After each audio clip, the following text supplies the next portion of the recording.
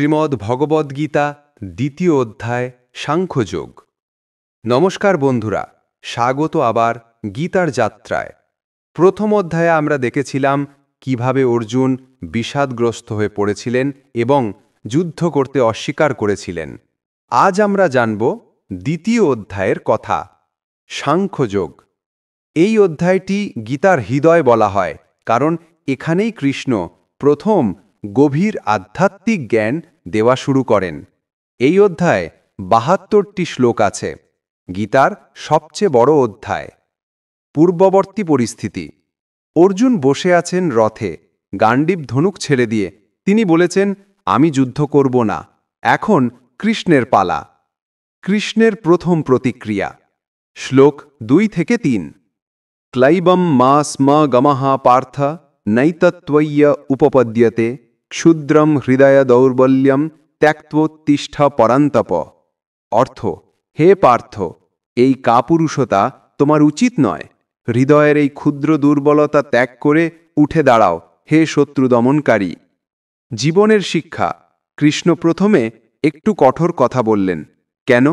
কারণ কখনো কখনো আমাদের ঝাঁকুনি দরকার হয়।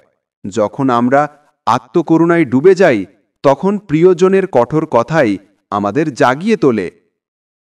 আত্মা সম্পর্কে মহাজ্ঞান। এবার কৃষ্ণ শুরু করলেন গীতার সবচেয়ে গুরুত্বপূর্ণ শিক্ষা, আত্মার অমরত্ব। শ্লোক ২-১১। অশোচ্চানন্বা শোচস্ত্বম প্রজ্ঞাবাদাংশ্চ ভাষসে গতাসূন গতাসূংশ্চ নানু শোচন্তি পণ্ডিতাঃ। অর্থ: তুমি যাদের জন্য শোক করছো, তারা শোক করার যোগ্য নয়, অথচ তুমি জ্ঞানের মতো কথা বলছো। প্রাণবান বা মৃত ব্যক্তি কারোর জন্যই জ্ঞানীরা শোক করেন না। শ্লোক ২-১৩। অমৃতবাণী। দেহিনস্মিন যথা দেহে কৌমার্যং যৌবনম জরা তথা দেহান্তর প্রাপ্তিস ধীরস্তত্র ন মুহ্যতি। অর্থ: দেহির অর্থাৎ আত্মার এই দেহে যেমন শৈশব, যৌবন ও বার্ধক্য হয়, তেমনি অন্য দেহ প্রাপ্তি হয়। ধীর ব্যক্তি এতে মোহিত হন না।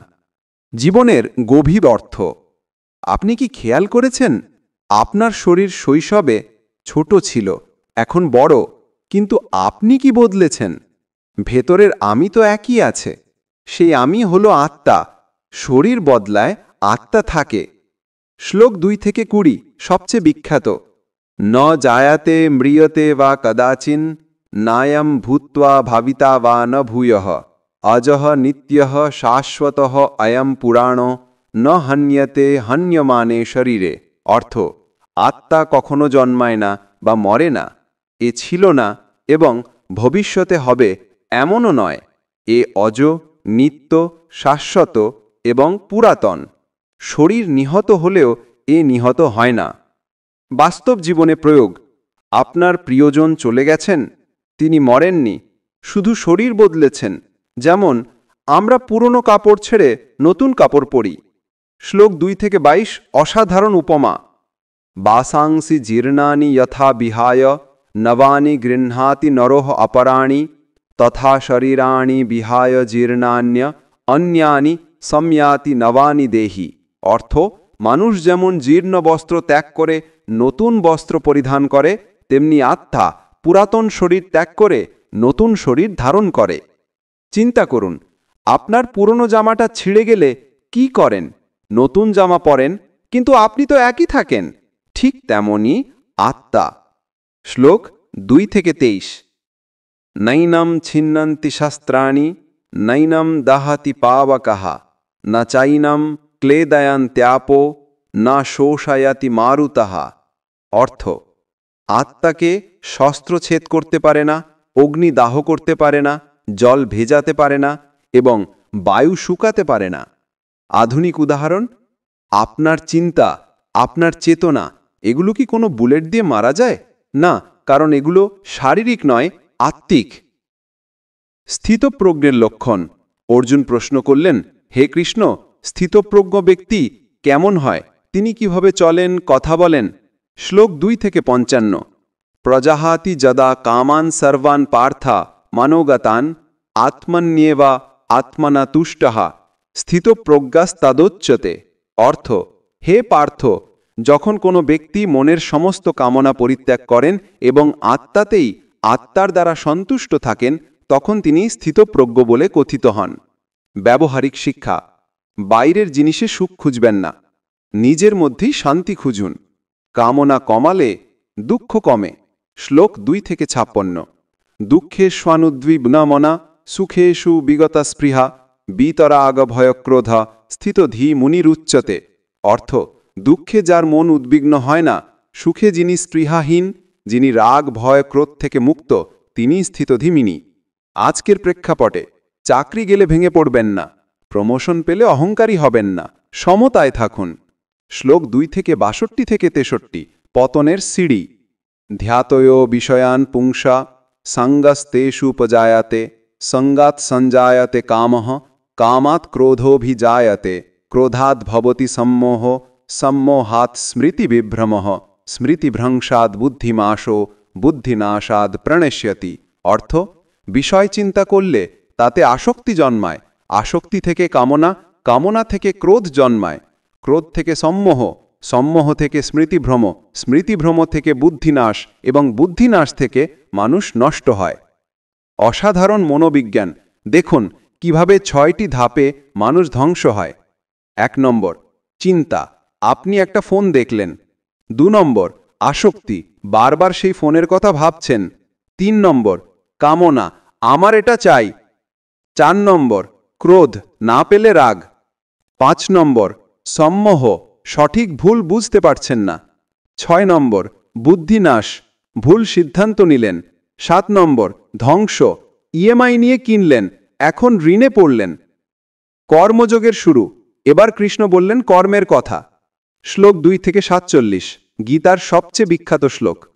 কর্মণ্যেধিকারস্তে মা ফলেষু কদাচনা মা কর্মফল হেতুর্ভূর মা তে সঙ্গস্ত কর্মণি। অর্থ, কর্মেই তোমার অধিকার, ফলে কখনো নয়। তুমি কর্মফলের হেতু হইও না, আবার অকর্মে তোমার আসক্তি না থাকুক। এই শ্লোকটি জীবন বদলে দেয়। ভুল ব্যাখ্যা: অনেকে মনে করে ফলের চিন্তা করব না মানে চেষ্টাই করব না। সঠিক অর্থ, 100% পরিশ্রম করুন, কিন্তু রেজাল্ট নিয়ে দুশ্চিন্তা করবেন না। রেজাল্ট ভালো না হলে হতাশ হবেন না, রেজাল্ট ভালো হলে অহংকারী হবেন না। উদাহরণ: পরীক্ষার জন্য ভালো করে পড়ুন, কর্ম, কিন্তু রেজাল্ট নিয়ে রাত জেগে চিন্তা করবেন না, ফলাশক্তি। ফেল করলে আত্মহত্যা নয়, ফলে অধিকার নেই। পাশ করলে ঘমণ্ড নয়, সমতা। শ্লোক 2-48, যোগাস্থা কুরু কর্মাণি সঙ্গম ত্যক্ত্বা ধনঞ্জয়া সিদ্ধ্যসিদ্ধ্যোঃ সমভূত্বা সমত্বম যোগ উচ্যতে। অর্থ, হে ধনঞ্জয়, যোগে স্থিত হয়ে আসক্তি ত্যাগ করে এবং সিদ্ধি অসিদ্ধিতে সমভাব হয়ে কর্ম করো, এই সমত্বই যোগ বলে কথিত। মানে সাফল্য ব্যর্থতায় একই থাকা, এটাই যোগ। শ্লোক 2-50, বুদ্ধিযুক্ত যাহাতি ইহ উভে সুকৃত দুষ্কৃতে তস্মাৎ যোগায়া যুজ্জস্ব যোগঃ কর্মসু কৌশলম। অর্থ, বুদ্ধিযুক্ত ব্যক্তি এই জীবনে পুণ্য এবং পাপ উভয়ই ত্যাগ করেন, অতএব যোগে যুক্ত হও। যোগ হল কর্মে কুশলতা। অসাধারণ সংজ্ঞা, যোগঃ কর্মসু কৌশলম। যোগ মানে কর্মে দক্ষতা। ব্যবহারিক অর্থ, কাজ করুন স্মার্টলি, হার্ডলি না। টেনশন না নিয়ে কাজ করুন, ফলের চিন্তা ছেড়ে প্রসেসে ফোকাস করুন। বুদ্ধিযোগ। শ্লোক 2-41, ব্যবসায়ত্মিকা বুদ্ধির একেহ কুরুনন্দনা বহু শাখা হি অনন্তাশ্চ বুদ্ধয়ঃ অব্যবসায়িনাম। অর্থ, হে কুরুনন্দন, নিশ্চয়াত্মক বুদ্ধি একমুখী, কিন্তু অনিশ্চিত যুক্তদের বুদ্ধি বহু শাখা এবং অনন্ত। আজকের ভাষায়, ফোকাসড মানুষ একটা লক্ষ্য পৌঁছে যাবেন, বিক্ষিপ্ত মানুষ 1000টা প্ল্যান কিছুই হয় না। আপনি কি একসাথে 5টা কোর্স করছেন, সব অসম্পূর্ণ? এটাই বহু শাখা বুদ্ধি। গীতা মাহাত্ম্য। শ্লোক 2-46, যাবান অর্থ উদপানে সর্বতঃ সম্প্লুতোদকে তাবান সর্বেষু বেদেষু ব্রাহ্মণস্য বিজানতঃ। অর্থ, বিস্তীর্ণ জলাশয় থাকলে ছোট কুঁয়ো যেমন অপ্রয়োজনীয়, তেমনি ব্রহ্মজ্ঞানী ব্রাহ্মণের কাছে সমস্ত বেদের সেই পরিমাণ প্রয়োজন। উদাহরণ, আপনার কাছে পুকুর থাকলে কুয়োর কি দরকার, তেমনি গীতা পেলে আর কিসের দরকার? ত্রিগুণ সম্পর্কে শ্লোক 2 থেকে 45। ত্রৈগুণ্য বিষয়া বেদা নিস্ত্রৈগুণ্য ভবার্জুনা নিদ্বন্দ্ব নিত্য সত্ত্বস্থ নিরোগ্য ক্ষেম আত্মবান। অর্থ, হে অর্জুন, বেদ ত্রিগুণের বিষয়, তুমি ত্রিগুণাতীত, দ্বন্দ্বহীন, নিত্য সত্ত্বস্থ, নিরোগ্য ক্ষেম এবং আত্মবান। 3টি গুণ: 1 সত্ত্ব, শান্তি, জ্ঞান, পবিত্রতা। 2 রজস, আবেগ, উত্তেজনা, কর্ম। 3 তমস, অলসতা, অজ্ঞান, নিদ্রা। লক্ষ্য: 3টির ঊর্ধ্বে ওঠা। অধ্যায়ের সারাংশ। লক্ষ্য: 3টির ঊর্ধ্বে ওঠা। অধ্যায়ের সারাংশ। দ্বিতীয় অধ্যায়ে কৃষ্ণ শেখালেন: 1 আত্মতত্ত্ব, শ্লোক 11 থেকে 30। আত্মা অমর, শরীর নশ্বর, মৃত্যু ভয়ের কিছু নেই। 2 স্বধর্ম, শ্লোক 31 থেকে 38। ক্ষত্রিয় হিসেবে অর্জুনের ধর্ম যুদ্ধ করা, স্বধর্ম পালন করাই শ্রেয়। 3 কর্মযোগ, শ্লোক 39 থেকে 53। ফলাশক্তি ত্যাগ করুন, কর্মে দক্ষতাই যোগ, সমত্বভাবে কাজ করুন। 4 স্থিতপ্রজ্ঞ, শ্লোক 54 থেকে 72।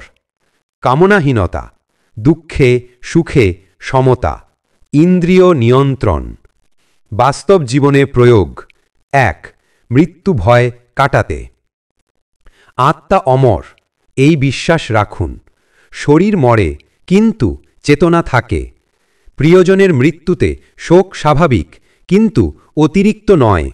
2 কাজের ক্ষেত্রে 100% দিন, কিন্তু রেজাল্ট নিয়ে টেনশন নয়। প্রসেসে ফোকাস করুন, আউটকামে নয়। সাফল্যে অহংকার নয়, ব্যর্থতায় হতাশা নয়। 3 মানসিক শান্তির জন্য কামনা কমান, যা আছে তাতেই সন্তুষ্ট থাকুন। বাইরে সুখ খুঁজবেন না, ভিতরে খুঁজুন। 4 রাগ নিয়ন্ত্রণে চিন্তা, আসক্তি, কামনা, ক্রোধ, এই চেন ভাঙুন। প্রথমেই চিন্তা কন্ট্রোল করুন। অপ্রয়োজনীয় বিষয়ে মন দেবেন না। মূল বার্তা: দ্বিতীয় অধ্যায়ের সারমর্ম: তুমি আত্মা, শরীর ন, তুমি অমর, নশ্বর ন। তোমার কাজ করো কর্তব্য হিসেবে, ফল পাওয়ার লোভে নয়। সুখ দুঃখে সমান থাকো, এটাই জীবনের সত্য, এটাই যোগ। উপসংহার: বন্ধুরা, দ্বিতীয় অধ্যায় হল গীতার ভিত্তি। এখানে যা বলা হয়েছে তা পরের 16টি অধ্যায়ে বিস্তারিত ব্যাখ্যা করা হবে। মনে রাখবেন, আপনি আত্মা, অমর। কর্ম করুন, ফল চিন্তা নয়। সমতা রাখুন সব অবস্থায়। কামনা কমান, শান্তি বাড়ান। প্রথম অধ্যায়ে অর্জুন ছিলেন সমস্যায়, দ্বিতীয় অধ্যায়ে কৃষ্ণ দিলেন সমাধান। তৃতীয় অধ্যায়ে দেখব কর্মযোগের আরও গভীর ব্যাখ্যা। এই ভিডিও ভালো লাগলে লাইক, শেয়ার এবং সাবস্ক্রাইব করুন। কমেন্টে জানান গীতার কোন শ্লোক আপনার সবচেয়ে প্রিয়।